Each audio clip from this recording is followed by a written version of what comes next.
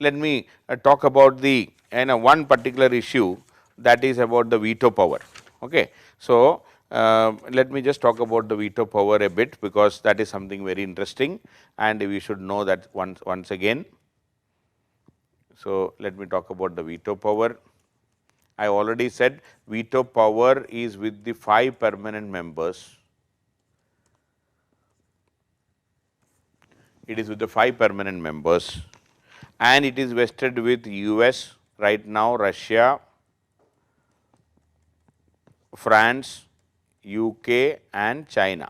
China is mainland China, People's Republic of China right now. And it is the power to say no. I already said veto power means the power to say no, even if they say there are 15 members in the UN security, and veto is something available only in the UN Security Council. Please do not confuse anywhere else, only in the UN Security Council. There are 15 members in the UN Security Council.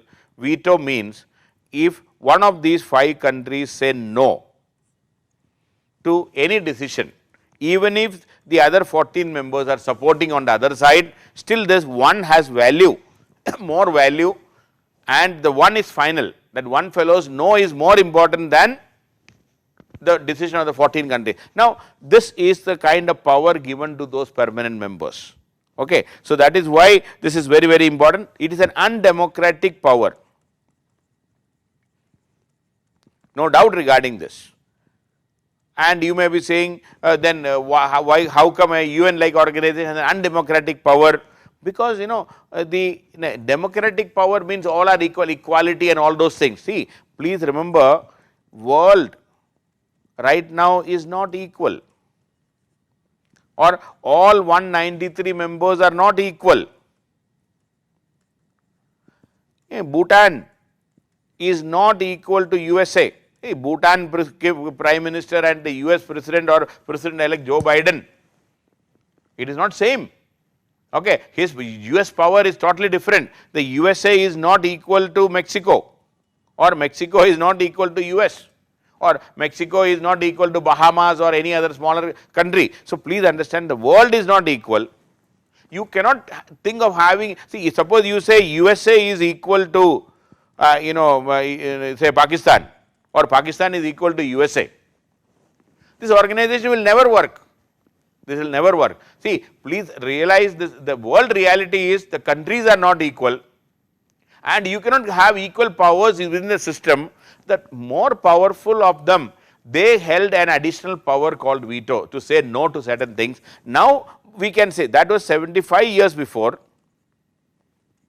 Now, we may be saying that the world reality has changed. We need to have a relook into that. That is fine, that is still agreed.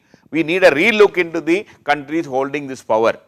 There is no doubt regarding that. But the fundamental principle of with which you think, or you and me think is, world is equal and all countries should have equal power. No, that is not going to happen. The US or the Russia or China, even India, our countries are much more powerful than most of the smaller countries in the world, and we have to realize and recognize the power of these big countries, no doubt regarding this. And now why this veto power came? Now the question is, why this veto power? See, veto power also had some advantage. Please do not say, oh, there is only disadvantage or it is only an undemocratic power. One best example is, see, the League of Nations, it finally failed. Why? Because in the League of Nations, countries like Japan, see, Japan walked out of League of Nations in early 1930s itself. And one big complaint by the Japan was that their view, their opinion is not heard in the League of Nations. They were all, see, suppose in the UN also you see, USA was there, UK, France. Even China was represented by Republic of China, Taiwan, or say Taiwan. Taiwan was a supporter of the US. So, 4 countries were on one side, and the other only one country which was on the other side from the communist side was the USSR. Imagine USSR, and in the UN Security Council, That means these 4 countries plus 10 non-permanent countries put together, every time the US led side was always having an overwhelming majority, or even in the permanent membership it is always 4:1. 4 countries on one side and USSR on the other side. Imagine you are sitting in an organization, in a group where you are alone, or maybe East European country, 2 more East European countries are there, that is all. So, USSR side was always at the maximum 3 members and the other side was always 12 members. A 12:3 was the ratio between West versus, or rather the capitalists versus communists, or sometimes some non-aligned movement members also were there, but even then the Western powers were overwhelmingly in majority. And imagine USSR is being abused on a daily basis. Suppose you are a member of a club and you are getting abusive words every day. What will you do? And you cannot do anything, you cannot have, and you can counter abuse, I mean you may say that, but after some time if you are not respected in an organization, you may walk out. Like Japan walked out of the League of Nations, the USSR could have easily walked out. Okay, the USSR could have easily walked out. Had USSR walked out, there would not have been any communication between USSR and USA during the Cold War era. See, I have already said in the UN Security Council, one thing is one member of the UN Security Council from each country should be present in the UN headquarters throughout the day. 24 hours, 365 days, somebody should be there representing Russia or Soviet Union should be there in the UN headquarters. So, any problem, any issue, there was a possibility of an immediate meeting without any delay. So, this veto power, see USSR was very confident of going to the UN Security Council on a daily basis. Why? Because they knew if any resolution comes up which is not to their liking, they can say no. So, this power to say no has given the confidence to the USSR to come to the UN Security Council. That is something extraordinary. Now, you imagine your 14 adversaries are sitting on the other side, but you know that if you go there, you can always say no and your no has value. No matter what other 14 members said, your no is equally powerful. That is why the USSR never walked out of the UN system, because they were isolated completely. They had no major friends and USSR never walked out, and because of the presence of the USSR in the UN system, there was always a line of communication.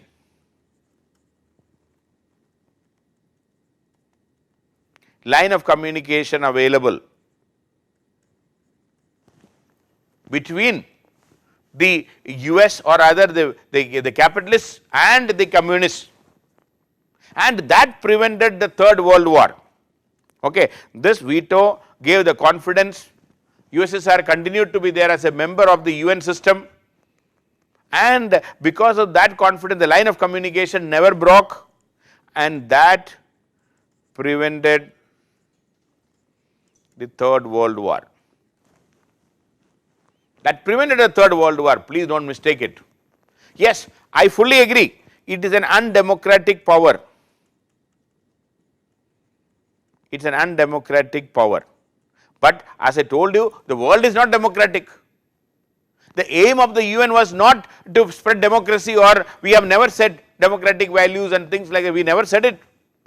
The UN was started, the aim and objective to prevent a Third World War, to reduce the conflict, resolve the conflict, to bring in some justice, that is all, but that never talked about democracy and all, because most of the countries in the world in 1945, they were not democratic. And the veto power, even though you see, and those who like it or those who are part of, those who enjoy it, they will say it is a must, and those who do not enjoy, they will say it is not a good thing. But please remember, this veto has helped in continuing the system, or the UN system did not fail, it did not break down because of the presence of veto. Absolutely no doubt regarding this. And now in future, see, after 75 years, if you ask me, can veto be withdrawn? I don't think veto can be withdrawn also, because whoever has power, these 5 permanent members, I don't think they will give up. They may not give up. They will not give up. They will never give up.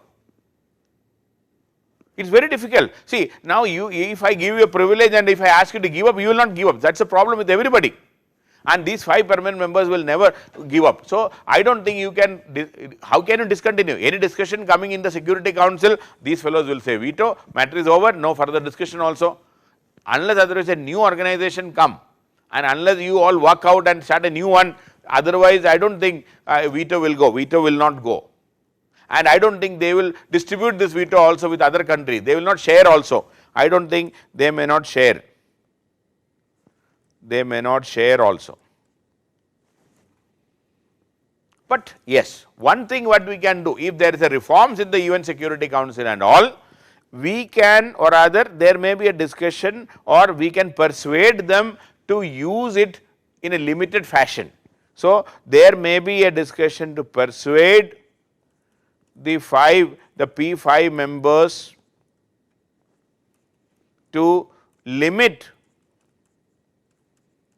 the use of the veto. We can persuade them to limit the use of veto. That is the only thing we can think of doing. Maybe we can say that you use veto only if a resolution is against you. If it is directly affecting the member country. Say for example, if a resolution, I mean this can be a suggestion, okay. It is not happening right now. If a resolution is directly against USA, then US should apply, then US can apply veto. I mean, if they can restrict it for if it is directly affecting them. So, for example, if the resolution is against say Pakistan, or if the resolution against Israel, US should not use veto power. If the US or the Russia or China, see tomorrow if there is a resolution against Pakistan, China will say no. So, this is the problem. If we can restrict the veto power, we cannot eliminate veto power, but if we can at least restrict the veto power to be used only if the resolution against that particular member country, they should not use veto power for others. If we can even do that, it will be a big reform in the UN Security Council right now. Most of the decisions are not taken, or UN is unable to move forward because of the use of veto power right now. Right now, many of, see why even in this pandemic time, why even after having COVID-19, why UN is not in the forefront? Because Security Council has no agreement regarding all these things, there will be use of veto. In Armenia, Azerbaijan, in a fight, why there is no UN resolution or anything? Because there is no agreement, there will be a veto power, or veto will be used by Russia or by US. So, if the conflict is between Armenia and Azerbaijan, ideally Russia or US should not be using veto power. Then a decision of the UN could have been there, Security Council could have been there. But coming back to our discussion, please understand this veto is undemocratic. It is not good according to those who do not have this veto power like India, but veto has helped in surviving this organization. If the UN has survived, it is because of veto.